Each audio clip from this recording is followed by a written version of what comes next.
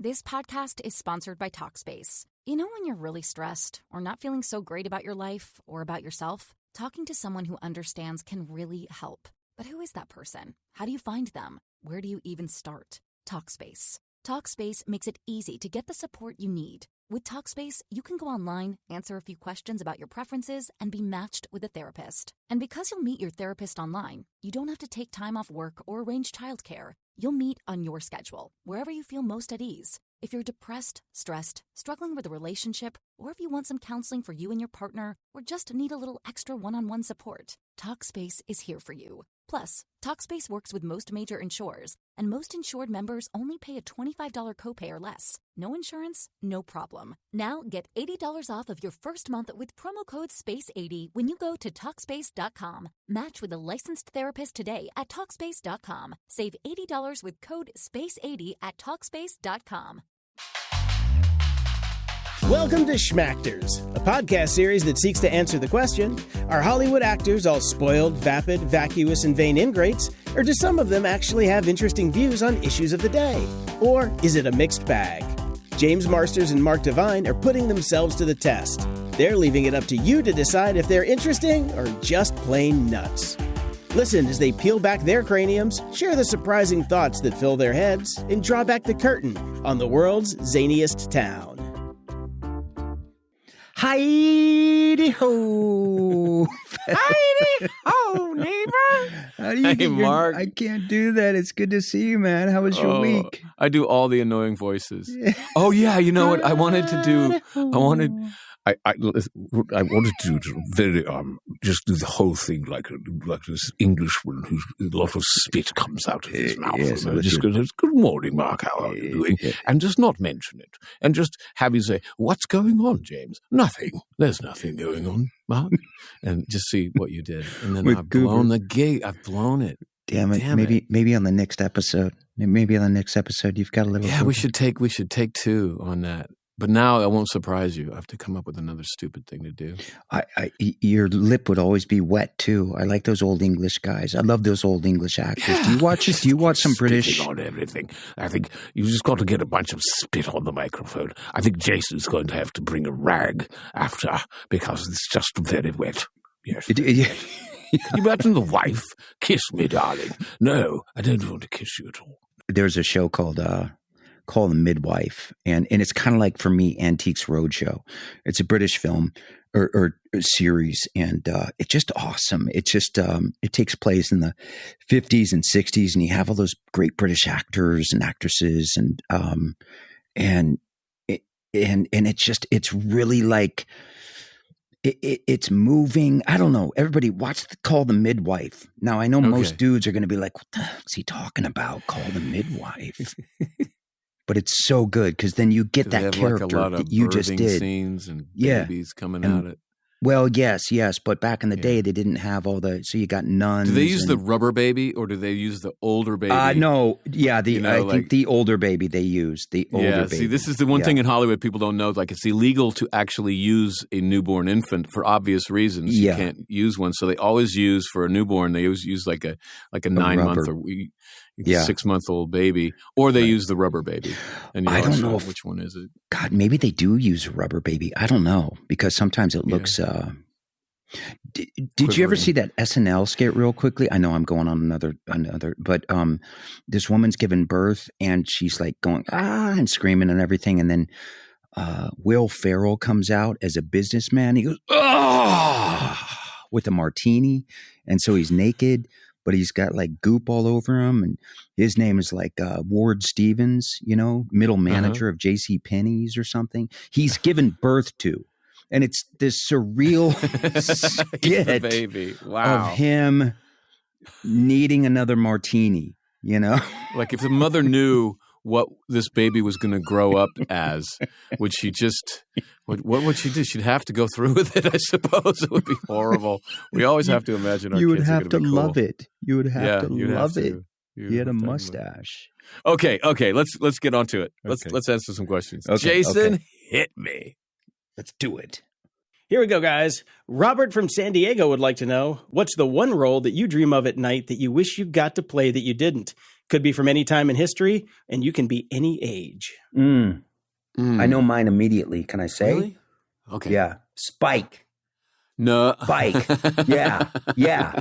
So I don't have to be doing the shit I'm doing right now. Sorry. So I could just always be laughing like that and being like, it's okay. Did you play that game? You would have been great as Spike, Mark. You would have been the second best person to play that role that I can. Dude, when I first saw you play that, I thought, I didn't know you. And I'm like, oh, thank God that guy's British. For some reason, it feels like, oh, they're Australian. And that guy's British. And so I was kind of relieved, I'm like, I don't know why that would relieve me. Like, he's not even American. So at least he's over there in Britain. At least he knows how to act. No, he does not really know.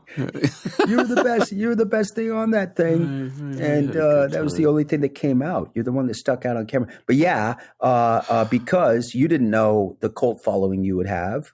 It's not a big Sex and the City thing. Oh, no. I was wrapped in fantasy. I mean, like, okay, the truth is, every time you go on a show and you're like a guest star or a recurring, every single time the fantasy becomes, oh, I'm doing really good. Oh, they're smiling at me. Oh, they like me. They're going to put me in the show forever. I'm friends. And like every single person who goes on a TV show falls into that fantasy. Oh, I'm going to be huge. I'm going to get an Emmy Award for blah, blah, blah. So I got caught up in that. Oh, I'm going to try to do this show without me. And then season 3 comes along. I'm in one episode and they're doing just fine. They don't need me at all.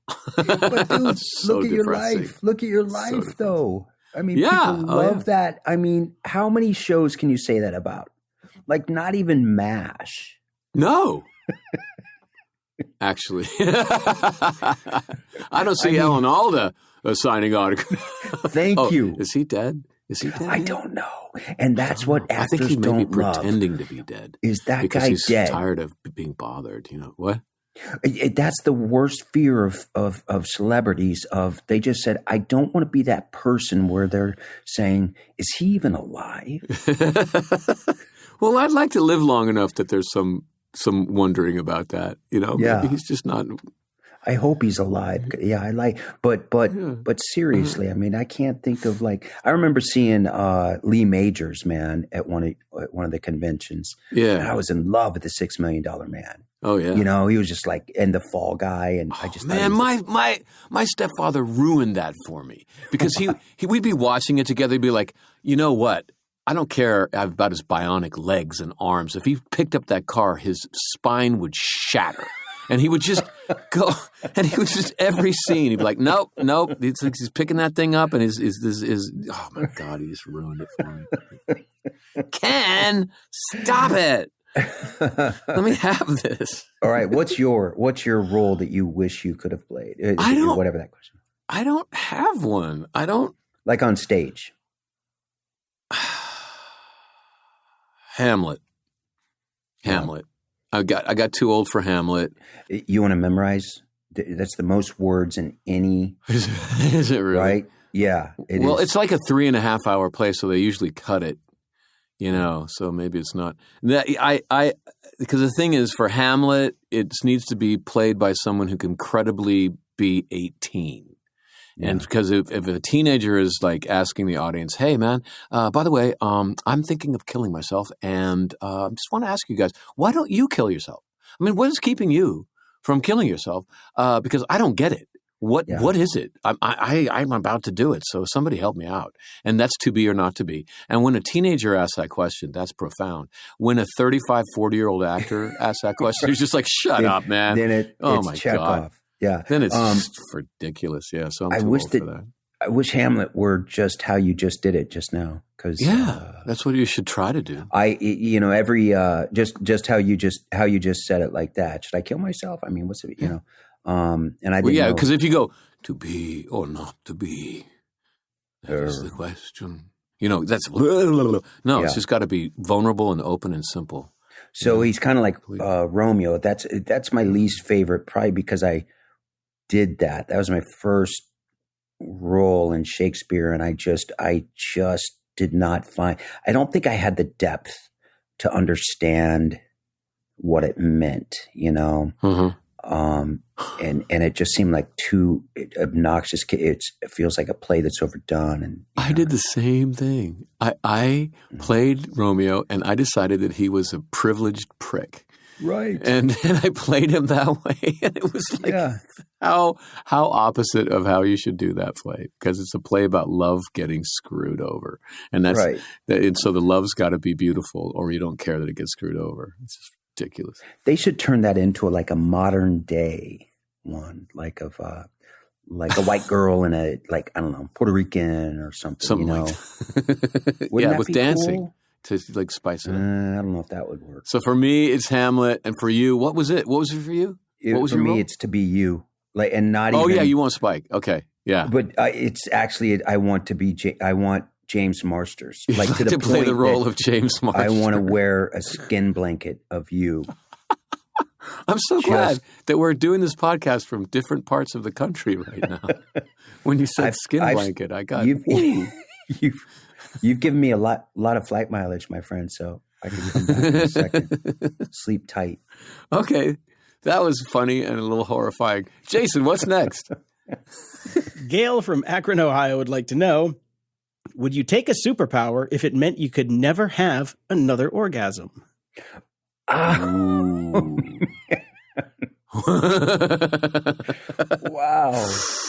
Wow. Akron, Ohio. That's What's a deep her name? one. What's her name? Gail. Her name is Gail Boos. Yeah.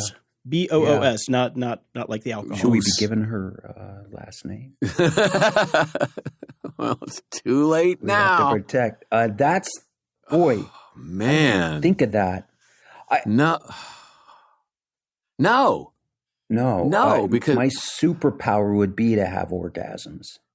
It wouldn't be to help anybody else. It would just like give like an orgasm. Could I even do that? An interesting question.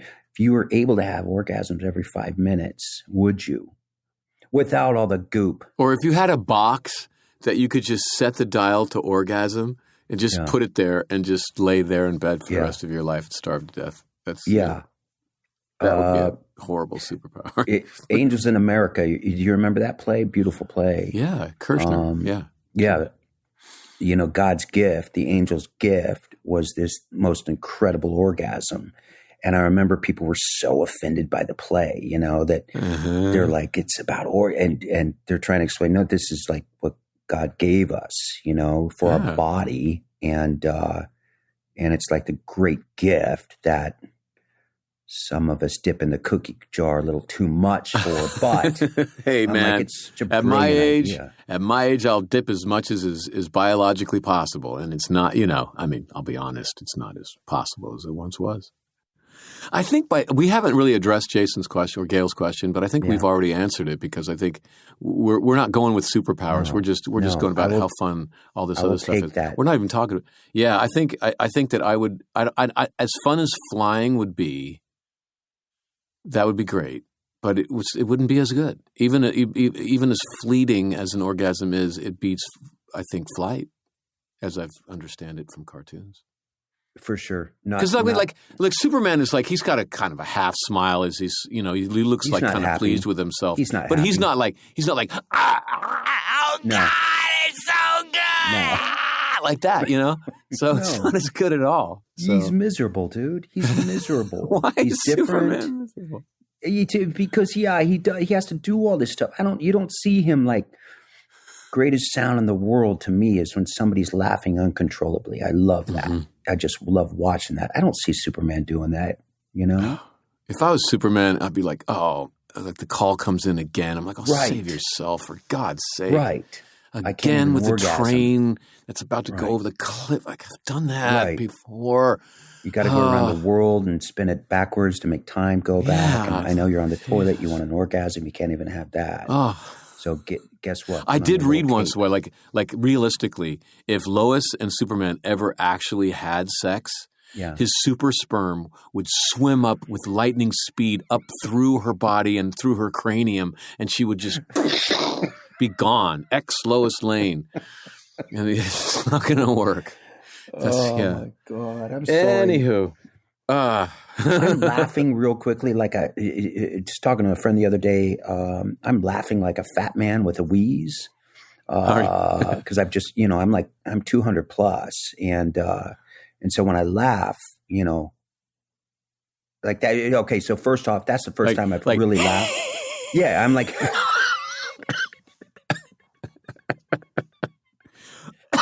That's hard to do, actually. It's coughing. It is, and oh God, that just reminded me of Jason David Frank, because Jason David Frank would do that. He would do a shimp. Little of what his fans know. One of his greatest things that he would do is an imitation of Shemp from the Three Stooges. Do it. And I'd be crying. I'm like, this should be your show, man. To hell with Power Rangers. He was so good. God. Yeah, so orgasms will keep. Yep. Next question. We're so highbrow. Alice from Little Rock, Arkansas would like to know, do you believe in a heaven or a hell? Oh boy, here we go. You want to hear the quantum physics thing in the Bible? Yeah. When Jesus said that a mustard seed is bigger than the kingdom of heaven. Okay. Physicists will actually go into that. They'll really talk about that. Yeah. They have nothing to do. Yeah. They're like, what do we do today? Let's go back to the mustard seed thing. No, I'm sorry. Go ahead. Well, I heard a physicist talk about, I don't know why it has to be a physicist. So here's the thing. This is actually cool. If you look this up, the majority of physicists, like 93%, have no belief in God, scientists of any sort. Yet that 6% that do are the very top tier. Wow. That do believe that it is like the beyond Carl Sagan's and whatever that other dude's name is. They believe in God, and so that's pretty interesting. I heard somebody said that either in the Bible it says, and I know we're not talking about God, but we kind of are. But if it says that God is all good and all powerful, but with everything happening in this world, he is either all powerful but not good, or he is good but not all powerful. Wow. I just think that, like, have you ever noticed that you see like paintings of Eden, paradise on earth, and it pretty much looks like a really nice, like Earth.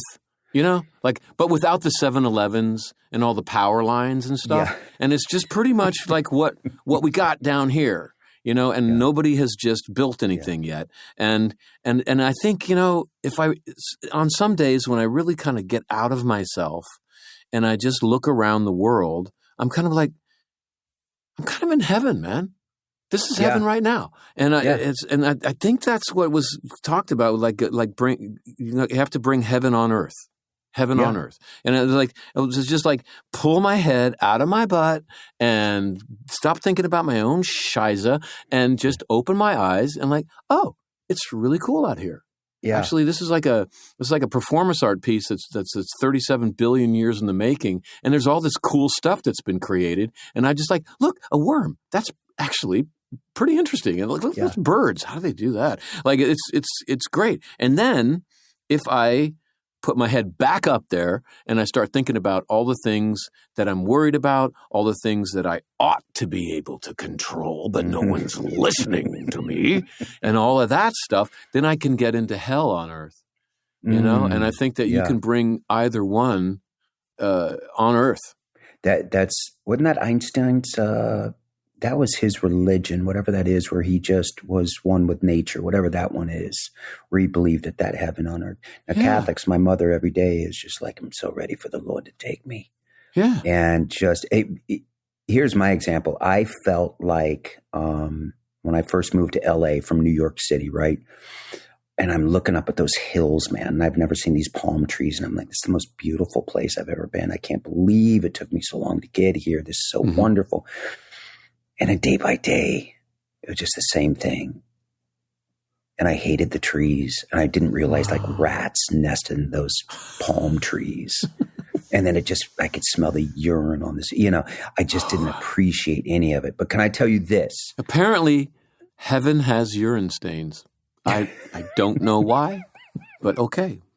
I just have to accept that. And I'm fine with that. It's okay if it's smelly. But here's my experience. You just said smelly butt. You said smelly butt right there, dude. We're going to have to cut that out. That's not okay. I said smelly butt. Smelly butt. You did. No, I didn't. I've been tricked. Jason, can you edit that? When I got my butt checked, when you get to a certain age, you have to pay people to go into your bottom. Yeah, for fun. Yeah. And they said, I said, the only thing I'm concerned of is like, what drugs do you get to give me? And they're like, well, it's called propofol. And I'm like, Michael Jackson. And as the needle is plunging into me, I'm like thinking, oh my God, I get it, Mike. And I am out. And I'm in absolute blackout mode where I've never been so comfortable. And I woke up and I thought, if that's death, I'm cool with that. It was really comfortable and I was gone. I mean, there was no memory. Yeah, they did a study of like monks who meditate like really well, expertly well, and certain drug use like peyote. We might have talked about this in another podcast, actually. No, I don't remember. I'm retreading here. Anyway, transcendent experiences, near death, really good meditation, or like peyote, and there's some other drugs. Asawagi. Yeah, stuff like I don't know. I don't know. I haven't had these things, but that they all reported the same thing: a feeling of connectedness, a feeling of peace, and a feeling of joy. Oh, I like that. On the other side of whatever is here. But so there's still consciousness, though. Yeah, yeah. Because this is the other thing, and then maybe this is a bit off topic, but there's this mathematician. I wish I could remember his name, but he was described by Time magazine as the second most influential mathematician alive today. Mm. And he wrote a paper that said, hey, guys, I think I found consciousness in the human brain. We've been looking for it forever, and we've found hunger, we've found sex drive, we've found anger, we found everything, but we haven't found that part of us that says, I exist, I am. Oh, wow. And I think, now I'm just a mathematician, so I'm not measuring the brain. I'm just, this is just chalk on a chalkboard. But if my calculations hold true, consciousness would have been born at the Big Bang. It would reside in quantum fluctuations between the nanotubules of the brain. Nanowhatables? I know. I don't know what that means either. It just means subatomic. It's just like it sounds like small. Something I want to wash off. But okay. Yeah. But it resides in the brain, and it would survive death and continue after the body dies. That's badass, right? And like this is his equations held up so well that other mathematicians have been devoting their careers to it, and it's really being developed in a serious way. It's very credible, and no one has found it to be. It's actually going somewhere. Unlike string theory, which is I love nowhere. that. It makes me want to kill myself. No, right? Don't do it, because you're going to ruin this podcast, Mark. Do it after we finish this season of podcast. No, but it's like I'm not. It's not a cry for help. I'm not selfish. It's selfishly. I'm just yeah. Oh my God, we said selfish at the same time. But we meant it in different ways.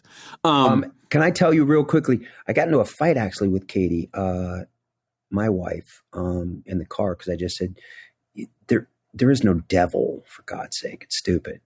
I said, well, joy wouldn't exist without, evil.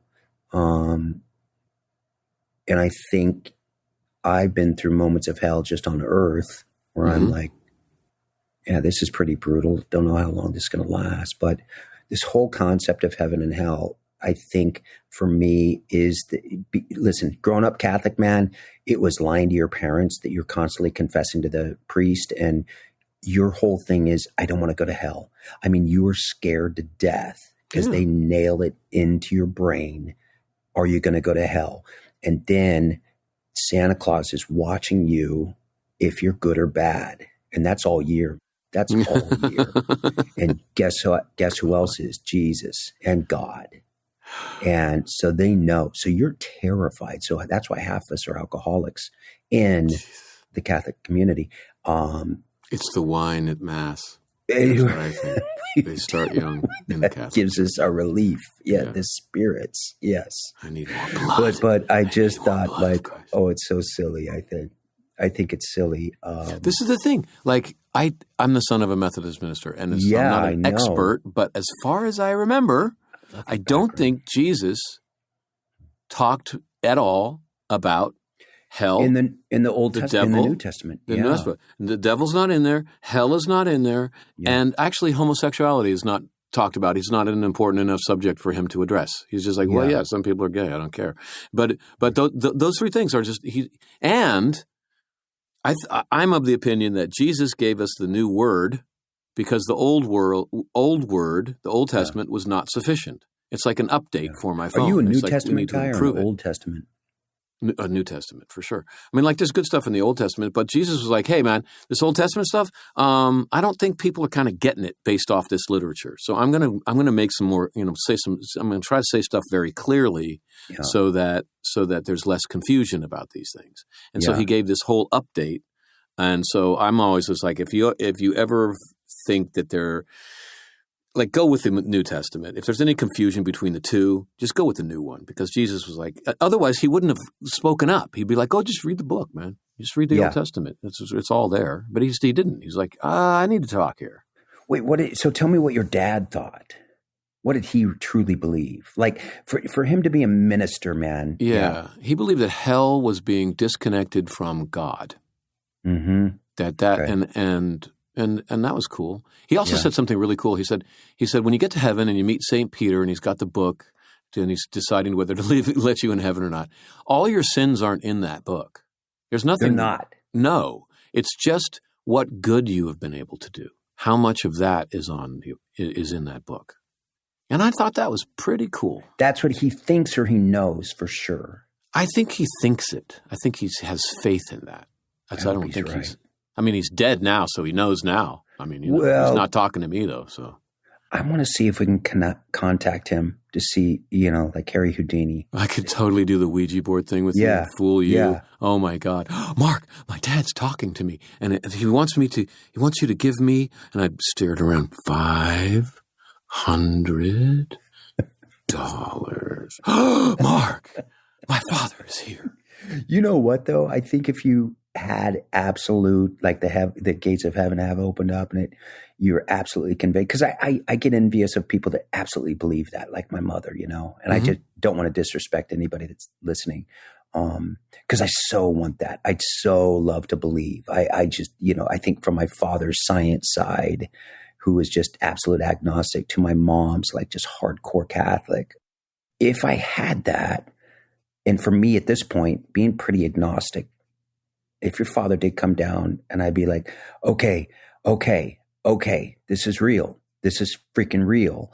I wouldn't be able to really explain it to anybody else that feels the same way as me. But I don't know if that would just relax me or if I'd be kind of miserable. If you absolutely know. I think part of the human experience is that we are deeply ignorant about these things. I really think so. Like, I believe in the Force. That's my spiritual outlook. I think that me too. Yeah. I swear to God, it comes from Lucas. It's just that there's a force that binds and connects us all that I can reach out to for strength and inspiration. Yeah, and I'm with you. And I have to be like kind of helpful to people, like a Jedi. He's always like, "Hey, can I help you with that shopping cart? I'll put that back for you, or whatever." They're helpful. And so if I try to do that, and then when someone pisses me off, I'm like, Yeah. Okay, George Lucas, Force. Reach out to the Force, and what do I do about this one? And then sometimes, like, I get inspired, and I say something. The guy's like, "Hey, that was really wise." I'm like, "Well, I don't know where that came from. I think it was George Lucas." Yeah. So I think we again haven't really. I think we've answered the question to the best of our ability, which is that I don't know. I don't know for real. Well, Mark, that was a very, very nice thing. Oh, I think I think we did very well. As a matter of fact, I'm trying to get a bunch of spit on my mouth so that I can do the accent. But you are a very funny man. Very, very funny. I've met moderately funny people before, but nothing like you. You found it funny, then? I found it hilarious. I found it quite trite sometimes. Trying to do the jowls. Did I sound okay? Yeah. Yes, you sounded very good. Very spot on, Mark. Let's watch Call the Midwife. I heard it's good. Good. Let's go binge watch The Midwife. Oh, you got some poop on your face. I do not. Thanks for listening to Schmactors. Join James and Mark next time for more pointed pontification on the topics of the day. Do you have a burning question that you just can't wait to have the guys answer? Well, then head on over to schmactors.com and send it our way. If the answer won't get them canceled, we'll add it to the queue. And if you have a friend who you think would enjoy the show, use the share button in your podcast player and send it to them directly. Trust me, it'll make their day.